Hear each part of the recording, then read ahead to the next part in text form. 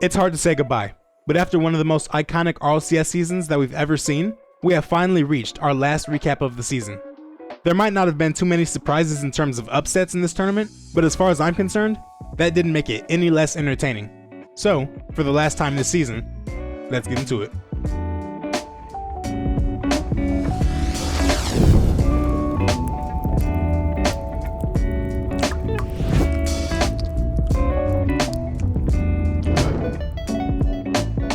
For the first match of the main event, we got a showdown between the top two South American seeds and Crew and NIP to see once and for all who would be the best team in South America.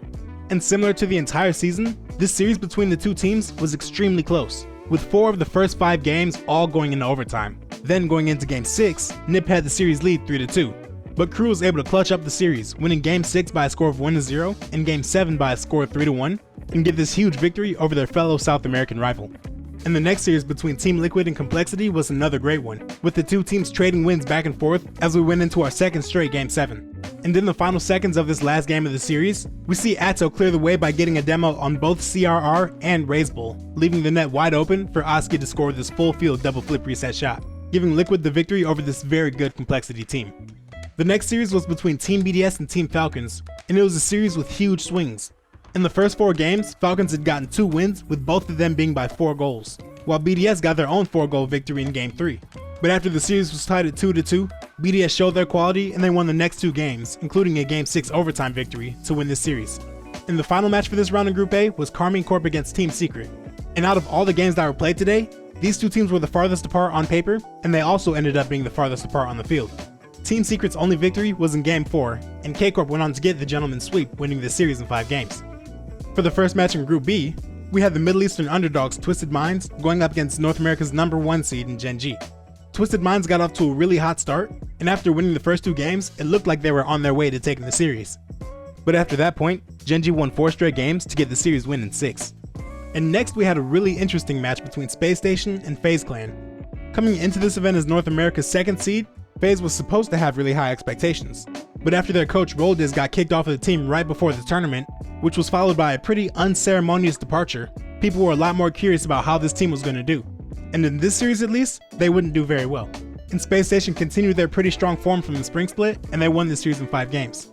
And after that, we had our second North American and Middle Eastern showdown of the day. And this time, the Middle Eastern 1 seed in Rule 1 was going up against the North American underdog in G2. But after G2's really impressive showing in the wildcard, a lot of people came into the series expecting G2 to have a really good chance. And those people ended up being absolutely right. Every single game in the series was decided by only 1 goal, with 4 of them being by a score of 2-1 and the other one being 1-0. But G2 scored the clutch goals when they needed, and they won the series in 5 games. And just like we had in Group A, the last match for the first round in Group B was also the most one-sided on paper and on the field, with Team Vitality getting a 4-0 sweep over Moist. But this series was actually kind of close as far as 4-0 sweeps go, because Moist took Vitality into overtime for 3 of the games. But of course, Vitality was just too good. And with the first round of both groups out of the way, the next 4 matches would determine which teams would go directly into the playoffs. And the first of these 4 series was Team Liquid against Crew. And while Crew did manage to get 2 close victories, all 4 of Liquid's wins in the series were pretty dominant, and they won the series in 6 games to be the first team locked in for the playoffs. And next up, we had a matchup between the 2 black and yellow teams in Vitality and Space Station. Just like Moist did, Space Station hung in this series pretty close, and every game was decided by only 1 goal. But once again, Vitality was just too good, and they went on to the playoffs after winning this series in 5 games. Now the next series between G2 and Gen G had some pretty weird implications, because it kind of felt like a lose-lose. With the way that the bracket played out, if the loser of this series went on to make the playoffs, then they would have to face off between the winner of the K-Corp and BDS series. But winning the series wouldn't make things much easier, because they would need to play the loser of the BDS and K-Corp series, assuming whoever lost that French showdown also made it to the playoffs. But if either Gen G or G2 lost in the first round, then made it to the playoffs, they would face off against Liquid, which is still a really tough match that I don't think either team would be favored in. But I would still say that it's slightly better than going up against one of the French super teams. So it almost feels like a scenario where both Gen G and G2 got punished for winning the first round. But more importantly, in this series, Gen G got a dominating victory, shutting out G2 in 3 games, and winning the series in 5 to become the first North American team in the playoffs. And finally, for the last playoff deciding match, we had the French showdown that I alluded to, with BDS going up against K-Corp. I think that most people would agree in saying that these two teams were 2 of the top 3 in the entire world. so having them face off this early was pretty crazy. But the result of the series was even crazier, because while a lot of people expected a close back and forth series, it was actually pretty one-sided in favor of BDS, with K-Corp managing to only get one game win, and BDS getting a pretty dominant victory in 5 games, knocked K-Corp down into the lower bracket. Going into the next round, we had our first elimination match of the main event, which was also our first match in front of a crowd. And in it, we got to see the old South American #1 seed in Complexity going against the current #1 seed in NIP. NIP were able to show that they were competitive, but ultimately Complexity came out on top in 6 games, and NIP was our first team sent home from the main event. And right after the end of that series, we would get another South American team sent home. Because with Team Falcons going up against Team Secret, Falcons showed that they had the edge the entire way. They only allowed Secret to score 2 goals in 5 games, and they got the series win as we lost yet another South American team. And after losing 2 South American teams, now we were going to have to say goodbye to a Middle Eastern team, because the next match had Rule 1 going up against Twisted Minds. And with Rule 1 being the 1 seed, and Twisted Minds barely making it into the World Championship at all, you would think that Rule 1 would be the heavy favorite. But throughout the Middle Eastern Spring Split, Twisted Minds had proven that they can challenge Rule 1. And in the second Spring Regional, they even got a 4-0 sweep over them, so they were not going to be knocked out easily. And they proved that on the field, because this series was back and forth the entire way before we went into a Game 7. But at the end, Rule 1 came up big when they needed it most, and they got a 2-0 victory in Game 7, knocking out their Middle Eastern family. And when I say family, I mean that kinda literally. Because Mish, the team manager for Twisted Minds, and Mawson, the player on Rule 1, are actually cousins. And they're both cousins with Dehum, who's one of the coaches for Team Falcons. So the Middle Eastern teams got a little bit of a family reunion in Dusseldorf, which is really cool. And one more fun fact about this series, Rule 1 got the win over Twisted Minds in 7 games, despite getting shut out 3 times. And for the last match of this elimination round, FaZe Clan was looking to bounce back from their pretty bad loss in the upper bracket as they went up against Moist. But they couldn't do it, because after 6 games, Moist got the series win, and FaZe Clan got sent home after a very disappointing end to their season. And now, once we get Gamers 8 wrapped up, there will be a lot of questions to answer about the future of this team and these individual players. And now, we head into the last round of the group stage, where the winners go into the playoffs and the losers get eliminated. And the first match we had of this day was Space Station going up against Rule 1. This was expected to be a pretty close series, and Rule 1 might have even been the favorite. But Space Station won the series very convincingly, thanks in large part to a huge performance by LJ. In the 5 games, he averaged 2.4 goals by himself, and he also outscored all of Rule 1 by himself because he scored 12 goals and Rule 1 only scored 11 for the entire series. And on the back of this dominant performance, Space Station made it into the top 8 of the World Championship for the first time since Season 8, which was now almost 4 years ago, with Arsenal being the only player who was on both of those teams. And with this loss by Rule 1, this meant that both the Middle East and South America only had one more chance to make it to the top 8. And the last hope for both of those regions would face off against each other, with Crew taking on Team Falcons. Crew put up a very good fight, but Team Falcons weren't going to be denied, and they won this series in 6 games. So after missing out on the top 8 in last year's World Championship, they made amends and qualified for the top 8 this time around, knocking out the last South American team in the process. But while all of the South American teams were gone, the region still had one more spiritual successor in Complexity. But in order to make it to the playoffs, they would need to beat K-Corp, which feels like a really strong punishment after their only loss was to Team Liquid in 7 games. But it is what it is. Throughout the season, statistically speaking, Complexity had the best defense in North America, while K-Corp was a very close third behind Team Vitality and German Amigos. And in this series, we saw both of their defenses on full display. Complexity got 1-0 shutout victories in both of the first 2 games to go up 2-0 in the series. But then K-Corp bounced right back to get 2 of their own shutout victories in the next 2 games to tie us up at 2-2. And after Complexity won Game 5 in overtime, K-Corp was finally the team that broke through with their offense, because they scored 3 goals in Game 6 and Game 7, which was the only 2 times in the series that a team got above 2. And thanks to those clutch performances, they won the series in 7 games and advanced on to the playoffs, while Complexity was eliminated after a Game 7 loss to Team Liquid and then a Game 7 loss to Carmine Corp. And that hurts because they honestly played really well, but it just turned out that their group stage run was pretty much as difficult as it could have possibly been. And for the last match of the group stage, we had Moist going up against G2, 2 teams that got here from the wildcard looking to make their way into the top 8. To this point, Moist was the only team in the group stage that had gotten swept, even though that sweep was relatively competitive against the best team in the world. But unfortunately for them, they would fall victim to one more sweep, losing to G2 in 4 games and getting knocked out of the tournament. So now, we finally headed into the playoffs, and despite Europe clearly being the best region in the world at this point, the distribution of teams in the top 8 was still pretty even, Europe had 4 teams, North America had 3, and the Middle East had 1 representative in Falcons. But at the same time, all 4 European teams were in different matches.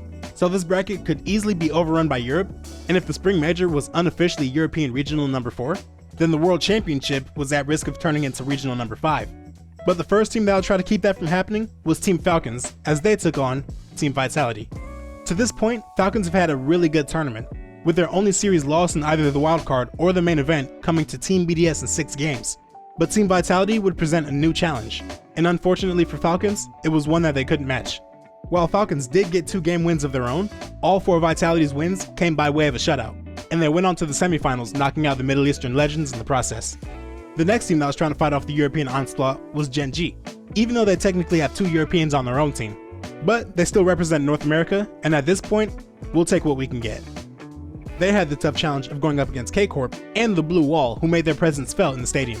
And in this battle between North America and Europe, this was yet another win for Europe, as the Winter Major champions took down the Fall Major champions with a 4-0 sweep. Next up, for the first game of Championship Sunday, we had our second showdown between a North American and European team in the quarterfinals, with Team Liquid going up against Space Station. And even though on paper Team Liquid was the weakest out of Europe's top 4, they would still be a really tough challenge.